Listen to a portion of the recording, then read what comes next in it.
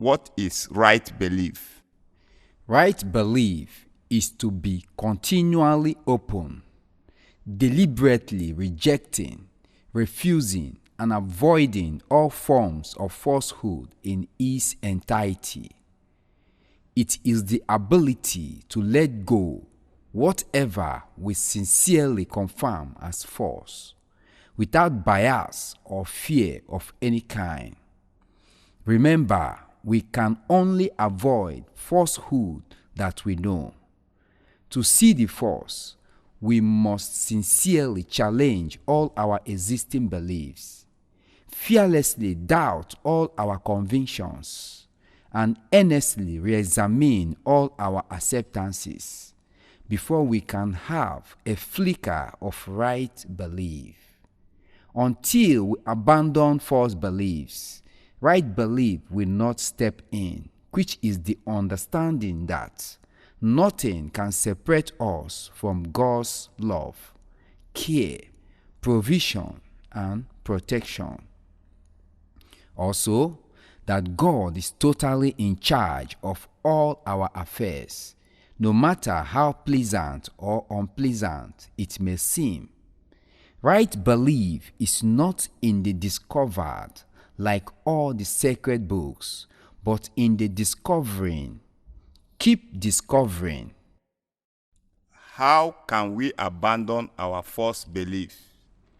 For us to abandon our false beliefs, we must decide to be true and right in all our dealings. Then we will realize that belief is being and living in God's love, care, provision, and protection, which is the essence of life. It is the nature of mankind to be inseparable from God. Due to the mission of the missionaries to separate man from God, man now believes he is separated from God. This belief has made man to experience fear, which is their target, because they want to render us powerless. Behind every fear is powerlessness, and when we feel powerless, we are helpless and anything goes. For the slave masters to achieve its aim through the missionaries, which is to make man feel separated from God, many false belief systems have to be formed to prevent man from believing aright. Remember, believing aright, which is being and living aright, is anti-colonization. What are the belief systems formed to prevent man from believing aright? All organized religions like Christianity, Islam, Hindus, Buddhism, Sikhism, Judaism, Jainism, Shintoism, and Confucianism, etc., and their sacred books like Holy Bible, the Holy Quran, Bhagavad Gita, Veda, Tripitakas, Guru Granth Sahib, Torah, Talmud, Mencius, the Agamas, etc. Also, their pilgrimage sites like Mecca, Israel, Italy, India, Greece, etc. Also, their religious regalia like Mantum, Fanon, Turban known as Selimi, Hijab, Sultan, Cope, Chestible, etc. and their religious holidays or ceremonies like Easter, Christmas, Eid al-Fitr, etc. because they are all based on falsehood and propaganda. Let us dwell on Christians and Muslims, which are the most dominant in our country. What is religion? Religion is man's own way to reach God, which expresses itself in reading of sacred books, worshiping, praying, fasting, going to pilgrimage sites, rituals, counting of beads, while God's own way for man to reach him is godliness, which expresses itself in purity, truth, sincerity, and righteousness. In compliance with their sacred books, we are led astray to be more religious than godly. Their sacred or holy books are deliberately programmed to make us religious and ungodly. This is why we have more religious people and very few godly people in the world today. For the missionaries to achieve its mission of divide and rule through religion, different types of faith are formed through their sacred books to prevent man from having direct and total faith in God. For instance, Catholic, Anglican, ECWA, Baptist, Seventh Adventist, etc. came differently with different doctrines but with the same Holy Bible, just to keep us ever divided. Even in the same church or mosque, division deepens. How is it that division deepens in the same faith? It is because of how their sacred books are deliberately programmed for division. For example, Catholic, ECWA, and Anglican, etc. are known as the Orthodox churches. They are the foundation of Christianity. All the new generation churches are claiming to have found one fault or the other in the Orthodox churches as the reason for the formation of their own churches, which has led to an endless formation of individual churches. But in reality, it is as a result of greed, covetousness, and materialism, which is at the core of religion.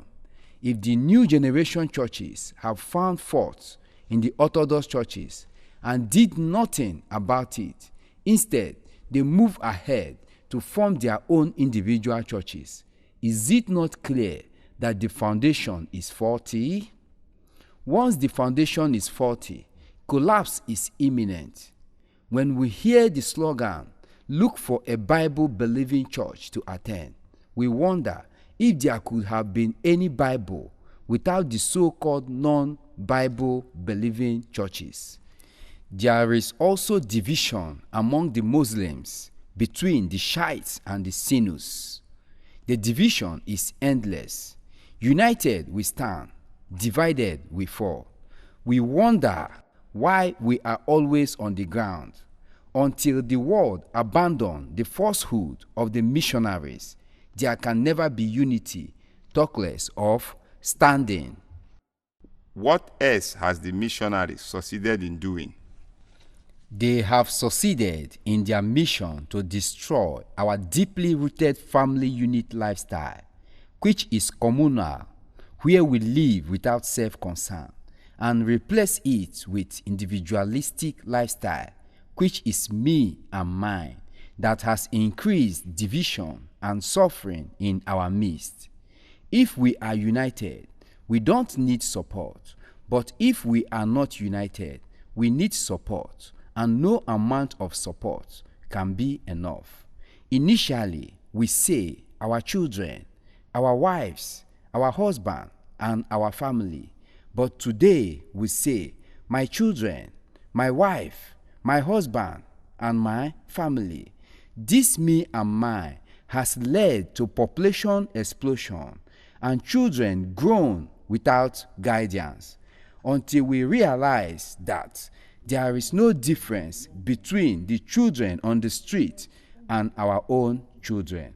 We can never experience the joy of parenthood. Falsehood is the nature of their civilization. When we become civilized, we lose our heritage, which can only be accessed through togetherness, and suffer the pain of separativeness, which has led to depression and suicidal tendencies that is rampant in our society today. The more civilized we become, the more we are exposed to suicidal tendencies. What is common between Christians and Muslims? They behave alike because their doctrines are from the same source and for the same purpose. That is why their praying pattern is the same. When the Christians pray, they beg God for forgiveness of sins and protection from Satan and his agents, the unbelievers, those who do not believe in their doctrines. When the Muslims pray, they beg Allah for forgiveness of sins and protection from Shaitan and his agents, the infidels, those who do not believe in their doctrines. The question is, how can these agents of Satan and Shaitan, the unbelievers and the infidels, tolerate themselves and each other? We wonder why the leaders of Christians and Muslims are playing ostrich, spending money and time in different fora talking about religious tolerance when they are fully aware that the Holy Bible and the Holy Quran are programmed for division. To us, there are no unbelievers and no infidels. We are brothers and sisters and children of one God or Allah. What is the difference between religious and godly people? The difference between religious and godly people is that we are not victims of the mission of the missionaries. For the fact that we do not feel separated from God, we are not afraid of anything. With God, there is no battle because none can battle with God. We have come to the understanding that if we are not at war with ourselves, we cannot be at war with anyone. We might be laborers and still achieve internal peace and harmony. It is more difficult to achieve personal peace and harmony than to make money. What really matters is who we are inwardly and not what we are outwardly. The war exists only in the minds of those who accept the falsehood of the missionaries. Minds shape itself according to its beliefs. Remember, none but we alone can free our minds from mental slavery so that we can experience the real happiness of mental purity. How are these different types of faith based on falsehood and propaganda? They are based on falsehood and propaganda because of their source. Nothing can be different from its source. There is no difference between the slave masters and the missionaries. The missionaries wanted their subjects to remain foolish for easy exploitation and indoctrination. Therefore, they presented wisdom as foolishness and foolishness as wisdom. This is why it is deliberately written in their sacred books that the fear of God is the beginning of wisdom instead of the love of God. Love fears nothing, and fear loves nothing. Nothing good can come out of fear. We distance ourselves from what we fear, and we go closer to what we love. The essence of this quotation in the Holy Bible and the Holy Quran is to create a barrier between man and God. If we may ask, how on earth can man fear his only source, which is God, without being a victim? The fear of God as the beginning of wisdom has made man foolish and a victim of fear. Fear now robs man all over. The fear of friends, fear of self, even the air we breathe. All fears emanate from falsehood. Whenever we are afraid, we are living a lie. Believing this lie about the fear of God makes us to feel disconnected from God. They also presented sin as man's evil action against his fellow man that provokes God to anger, when in reality, sin is man's evil action against himself. Sin has its acronym as swimming in negativity. The reward of sin is being a sinner, though we are told that we are sinners even when we committed no sin, like that of newborn babies. Nobody's sin can provoke God. If God should be provoked by man's evil action against himself, it does mean that God will remain ever angry. Why did they present sin as man's evil action against his fellow man? They did it to deny us the real meaning of sin and its consequences, so that we will deliberately commit sins. Committing sin is swimming against the tide. When we swim against the tide, we are under pressure. The more energy we apply to overcome the pressure, the more energy we need to apply. Life becomes a struggle and a Herculean task. When we refuse to swim against the tide, which is to deliberately stop doing evil, we flow, and life becomes unforced, peaceful, and effortless. We should understand that no matter what we do, good or bad, we do it to ourselves. We cannot sin against God. With the understanding of the real meaning of sin, we have no option than to deliberately avoid sin. When we avoid sin, we cannot feel separated from God.